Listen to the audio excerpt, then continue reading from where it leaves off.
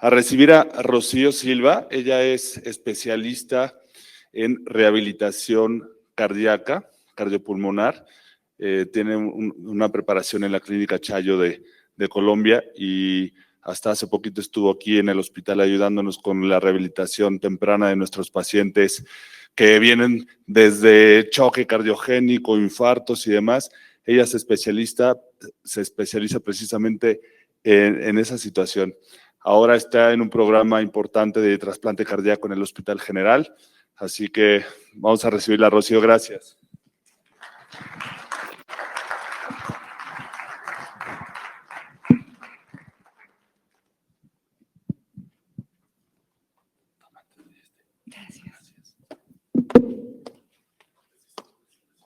Sí.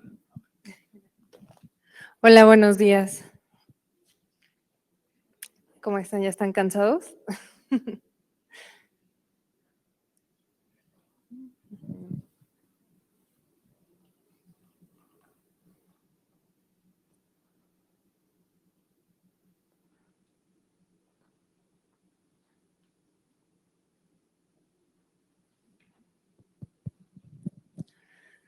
Bueno, vamos a platicar un poquito de rehabilitación cardíaca y nos vamos a enfocar mucho en la fase 1, ¿no? Que es la fase hospitalaria.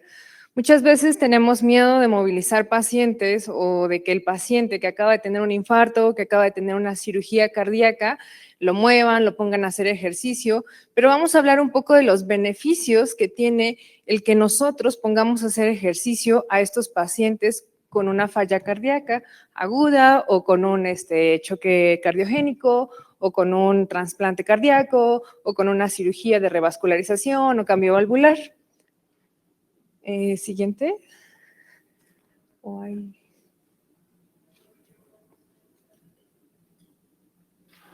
¿Nos ayudan con las diapositivas?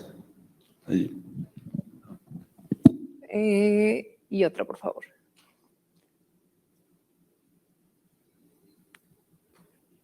Bueno, vamos a empezar con una frase que es muy buena, que dice: el ejercicio debería ser entendido como un atributo para el corazón. Nuestros pacientes, aún estando en una unidad coronaria o aún estando en una etapa de hospitalización, tenemos que ponerlos a hacer ejercicio, pero no es poner a hacer ejercicio al paciente nada más por ponerlo a hacer. Tenemos que tener una dosificación adecuada en estos pacientes y tenemos que ver qué comorbilidades tiene el paciente o qué otros padecimientos tiene que nos podrían limitar un poquito el ejercicio con estos pacientes. La siguiente. Sabemos que antes del COVID, la principal causa de muerte era enfermedades cardiovasculares, ¿no? Entonces, muchas veces nuestros pacientes salen de alta de la hospitalización y no saben qué hacer. No en todos los hospitales existe la rehabilitación cardíaca. Entonces, ¿qué pasa? Muchísimas gracias. Nuestro paciente se va de alta y no hace ejercicio. ¿Y qué pasa? Estos pacientes se vuelven a infartar, no tienen cambios de hábitos y por ende nuestro paciente vuelve a reincidir en una hospitalización. Y bueno, vamos a hablar un poquito de qué es la rehabilitación cardiopulmonar. Según la American Heart Association, es un programa supervisado enfocado en la salud de nuestro paciente que interviene un equipo multidisciplinario. O sea, yo como rehabilitadora cardíaca no trabajo sola. Yo tengo que estar en comunicación con el médico que está en la unidad coronaria, con el cardiólogo, con el intensivista, dependiendo en qué situación se encuentra nuestro paciente. Y bueno, el fin de esto es mejorar la calidad de vida de nuestros pacientes a través de disminuir los factores de morbimortalidad con una prescripción adecuada al ejercicio. Y bueno, nosotros cuando nos imaginamos una unidad de cuidados críticos o cuidados coronarios, nos imaginamos esto: pacientes sedados, pacientes intubados, pacientes sin movilizar. Lo que realmente nosotros queremos es esto: una unidad de cuidados intensivos activa, donde tengamos a nuestros pacientes aún intubados con movimiento o ya extubados, pero realizando una actividad física para que nuestros pacientes no tengan un síndrome de debilidad adquirida de la cuidados críticos. Y vamos a platicar de esto. La rehabilitación cardíaca se divide en 3 fases. La fase hospitalaria, que es durante toda la estancia del paciente en el hospital. Esta empieza una vez que el paciente está en cuidados como estables o hemodinámicamente estable, que puede ser 24 a 48 horas posterior a su hospitalización. Una fase ambulatoria, que es una vez que el paciente sale de alta del hospital, y una fase de mantenimiento. La fase ambulatoria dura aproximadamente 3 meses en un gimnasio especializado con un médico rehabilitador cardíaco. Y en la fase de mantenimiento, nuestro paciente ya, como que ya sabe prescribirse su ejercicio, ya nada más va como a revisiones con el médico. Y esto es más o menos una explicación de cada una, ¿no? En una fase hospitalaria, nuestro paciente empezamos el ejercicio desde que él está estable. Y vamos a enfocarnos en esto, en la fase hospitalaria. La fase hospitalaria busca disminuir las complicaciones asociadas a una hospitalización, optimizando la función ventilatoria, favoreciendo la movilización precoz y una mayor capacidad funcional en nuestros pacientes al momento de que se vaya de alta. Nosotros queremos pacientes funcionales. O sea, si ustedes como médicos, ¿qué prefieren? Que los pacientes digan, ay, es que el doctor fulanito me sacó y yo ya salí casi a trabajar.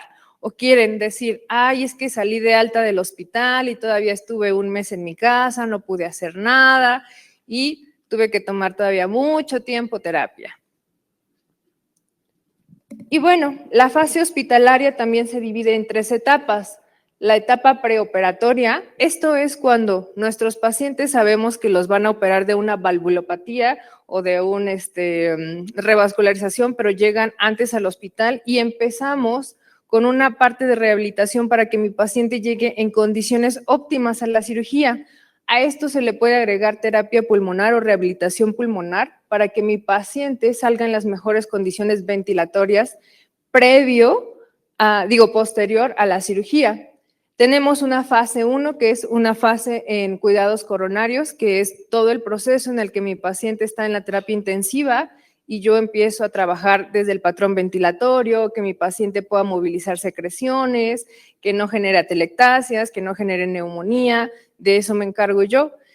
Y en una fase de hospitalización, ok, mi paciente ya puede caminar, entonces comenzamos cicloergómetro, comenzamos escaleras, comenzamos ejercicios, a manera que yo vea cómo responde mi paciente al ejercicio para poder darse de alta.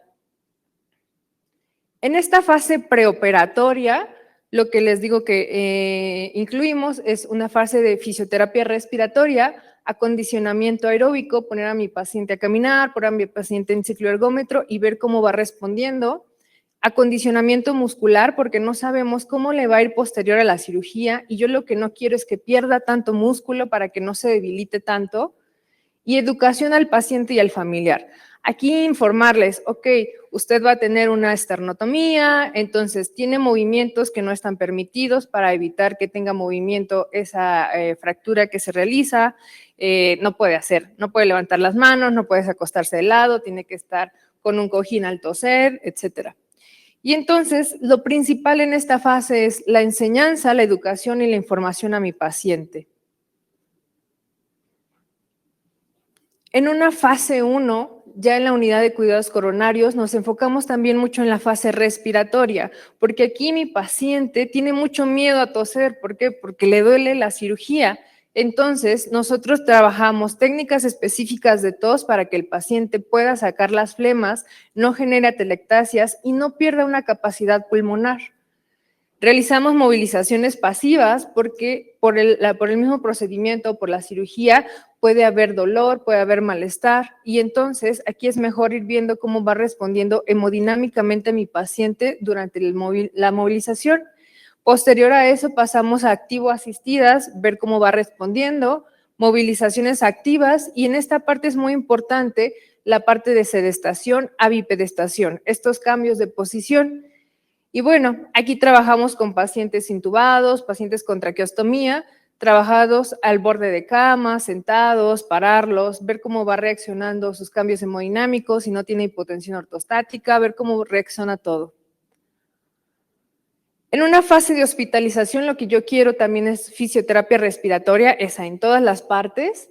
ejercicios activos, y aquí ya puedo poner circuitos con mi paciente, ver cuántos metros caminó, cuántos avanza, por decir, si hoy caminó 60 metros, que mañana camine 80 metros, camine 90 metros y vaya progresando así.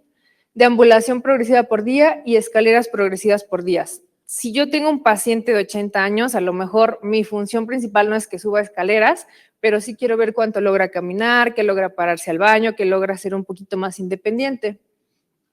Y aquí tenemos un paciente que tuvimos aquí, que ya estábamos trabajando un poquito en escaleras, viendo sus cambios hemodinámicos. Y bueno, ¿para qué utilizar la rehabilitación cardíaca? Se encontró en pacientes que se aplicaron rehabilitación cardíaca temprana una reducción de 2.4 días de estancia hospitalaria en cuidados intensivos, una reducción de 1.2 días en hospitalización, lo que sugirió una recuperación anticipada en nuestros pacientes. Y en general en nuestros pacientes que tuvieron rehabilitación cardíaca temprana, se disminuyó 9.1 días la incapacidad. A lo mejor nosotros decimos, híjole, pero 2 días no es nada, pero 2 días pagados en un hospital privado, ¿cuánto no les reduce a los pacientes? 2 días en una estancia de cuidados intensivos, ¿cuánto nos reduce? Pacientes de público, 9 días de incapacidad menos, ¿saben cuánto le están ahorrando al gobierno? Entonces, esto es importante para saber por qué debemos aplicar la rehabilitación cardíaca a nuestros pacientes. Y bueno, vámonos un poquito a la evidencia, porque a lo mejor decimos, bueno, pero la rehabilitación cardíaca en fase 1 no es tan común. Con evidencia en 1A tenemos que la rehabilitación cardíaca disminuye la morbimortalidad de nuestros pacientes que han tenido un evento coronario agudo en el último año. La rehabilitación igual con evidencia 1A, la rehabilitación cardíaca no incrementa la mortalidad en pacientes con insuficiencia cardíaca leve a moderada. Un protocolo de ejercicio en un paciente con insuficiencia cardíaca disminuye la sintomatología, aumenta la capacidad física, mejora la calidad de vida. ¿Y qué es lo que queremos al final? Que nuestros pacientes salgan funcionales de la hospitalización, que nuestros pacientes ya en casa puedan utilizar caminadoras, se puedan subir a cicloergómetros en sus gimnasios, pueden hacer ejercicio, pero siempre supervisado con monitorización. ¿Y cuál es el impacto entonces de la rehabilitación cardíaca? Pues estos pacientes se les vio una mejora en el volumen sistólico que aumentó de 39.3 a 45.4, mejoró su percepción de los síntomas asociados a su estado de ánimo. Muchas veces en los pacientes de rehabilitación cardíaca o los pacientes cardiópatas, el estado de ánimo es lo que a veces los deprime, porque sienten que ya no pueden hacer las mismas actividades que antes y entonces se van deprimiendo y se dejan caer y muchos se dejan morir. La fracción de eyección aumentó de 44.26 a 51.01, mejoró 1.4 el consumo de oxígeno y aumentó aproximadamente 49.7 en la distancia de caminata en una prueba de caminata de 6 minutos. Pero a lo mejor digo, ay, que son 50 metros. Ah, bueno, pero para doña Rosita, 50 metros quiere decir que ya puede ir al baño sola, que ya puede ir a su comedor, que ya puede ir a comprarse un helado si quiere, y tiene mejor calidad de vida por esos 50 metros. Y entonces, al final, todo lo que nosotros queremos son pacientes que retornen a esto, a una capacidad funcional, que puedan hacer sus actividades, que puedan vivir. Él es un paciente también operado por comunicación intraauricular. Y bueno, eso es todo de mi parte.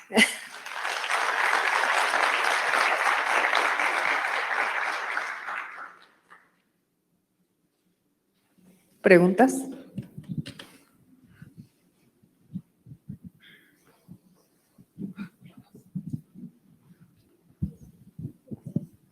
Buenos días. Buenos días.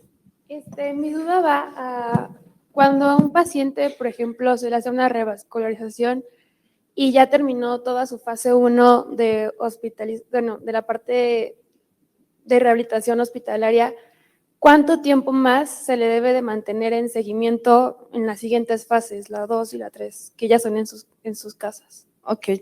La fase 2, que es la fase ambulatoria, dura de 8 a 12 semanas o hasta 15 semanas según el programa de rehabilitación cardíaca, que vienen siendo 3 meses más o menos. Más o menos las guías dicen que los pacientes deben de ir 3 veces por semana a su programa de rehabilitación cardíaca durante esas semanas, y es como lo que dura una fase 2. La fase 3 de mantenimiento es, ok, el paciente ya sabe cómo hacer el ejercicio, ya sabe cómo detectar sus síntomas, y entonces, como es fase de mantenimiento, él ya tendría que seguir como siempre el ejercicio. No es como de, nada más lo hago un año y después vuelvo a mi vida sedentaria, no tendría como el impacto que queremos. Ok, gracias. De nada.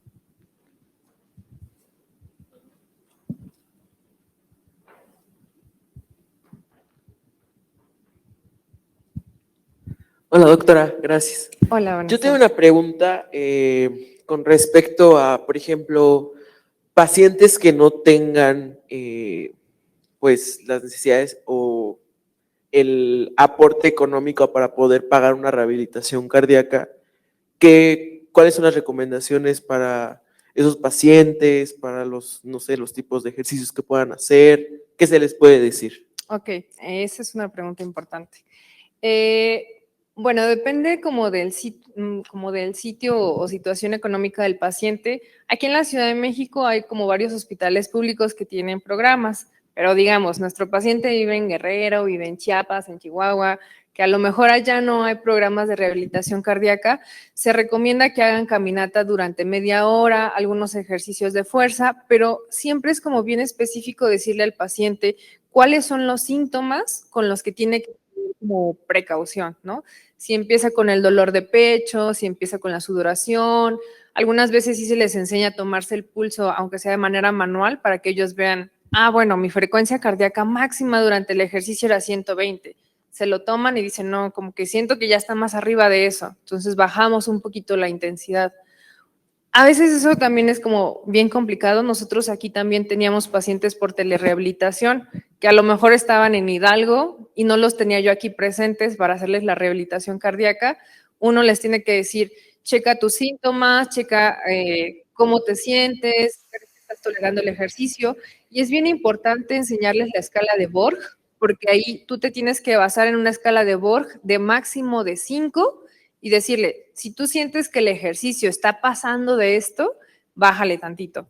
O sea, no solo es la caminata, porque yo puedo caminar diario 30 minutos y no por eso quiere decir que mi corazón ya está al 100. Tengo que exigirle un poquito más, o sea, entrenamiento aeróbico, calistenia y todo, pero siempre bajo parámetros que lo mantengan en seguridad al paciente. Gracias, doctora. De nada.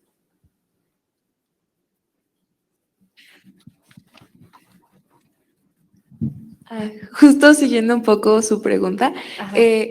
esto ya está como establecido, es decir, como hay un protocolo que después de cada intervención cardíaca se haga una rehabilitación o no como tal. Sí, ya está establecido. De hecho, hay guías americanas y guías europeas de rehabilitación cardíaca. De hecho, una de las que les puse es la guía mexicana. Normalmente aquí lo manejan más como... creo que ya no se puede girar. Pero bueno, lo manejan más como en falla cardíaca. O sea, siempre que es como de paciente de falla cardíaca, rehabilitación. Pero en general nosotros, si es un paciente de revascularización, si es un paciente de cirugía, sí tendría que llevar un protocolo, sobre todo revascularización, cambios valvulares, todo lo que sea cirugía cardíaca, sí lleva un procedimiento. A lo mejor a los que no se les hace tanto es como pacientes de cateterismo, pues como entran, cateterismo, un día salen y se van, no les dan seguimiento, pero pacientes que sí tienen revascularización, cambio valvular, estos pacientes con cirugía por intercomunicación auricular, cualquier cosa que involucre ya una cirugía cardíaca como tal, sí se recomienda que lleven un proceso posterior de rehabilitación cardíaca. ¿Puedo hacer como? Sí. Entonces, en hospitales públicos, o sea, ¿tienes que contratar el servicio aparte o se te da, digamos? Normalmente en hospitales públicos, como es mucha la demanda, o sea, no sé, allá en el general tenemos pacientes de cirugía cardíaca 5 por semana, ¿no? Y a lo mejor eso no se dan abasto los de rehabilitación cardíaca. Entonces lo que ellos dan es, ok, el cardiólogo lo manda de alta y lo manda a una valoración de rehabilitación cardíaca y ellos les dan una hoja y les dicen, en tu casa vas a ir a hacer esto por tanto tiempo y luego vienes para que te valoremos otra vez a ver cómo estás. Si ven que es un paciente que no mejora, que tiene una hija muy avanzada o una aja también muy avanzada, pues ya les dan un seguimiento más establecido. O sea, en públicos, como es mucha la demanda, les dan prioridad a los que están más mal, pero tampoco no tan mal. Tenemos un límite. Un paciente con hija de 4 ya no entra en un protocolo de rehabilitación cardíaca. Entra más como en cuidados paliativos o si va a ser trasplante, entra en una etapa de prehabilitación, pero enfocado a lo que va el paciente. Okay, gracias. De nada. Sin duda, la rehabilitación desde la etapa tempranísima es muy importante, ¿no? Lo hemos visto desde que lo empezamos a hacer de manera rutinaria. A los pacientes les va infinitamente mucho mejor y se recuperan mucho antes. Entonces, yo te quería preguntar, con lo que acabas de decir del paciente del trasplante cardíaco, ¿no? Es un paciente que ya está en una, pues puede estar en una etapa controlada, ¿no? Digamos, sí, en una fase 4, pero controladón ahí, pero ya sabes que va para trasplante, ¿no?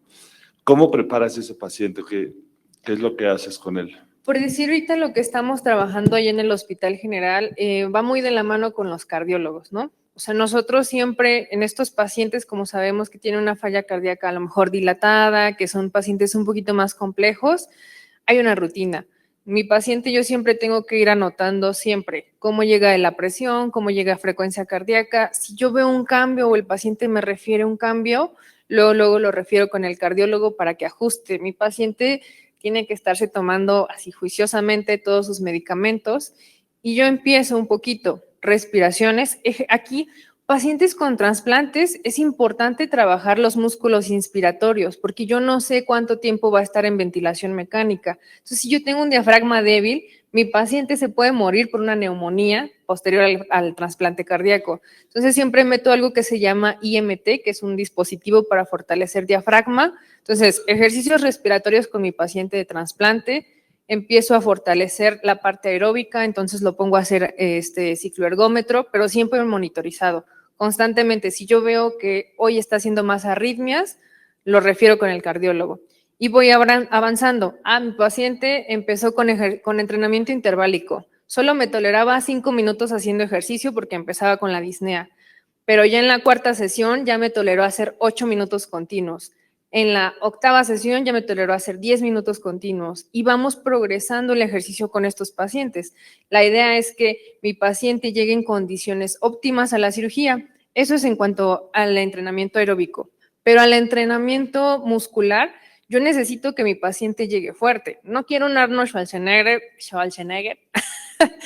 en la cirugía, pero quiero un paciente que tenga buen cuádriceps, buen bíceps, para que tolere más los tiempos de estancia hospitalaria que va a tener en el trasplante, porque no es como que lo operan y mañana se va a ir de alta. Es un paciente que va a estar fijo 2 meses en el hospital, 3 meses, 6 meses, en el proceso del trasplante, la adaptación y todo eso. Entonces yo necesito que mi paciente llegue con buena capacidad pulmonar, con buena capacidad aeróbica y con buena capacidad muscular. Son como los 3 pilares que yo me fijo.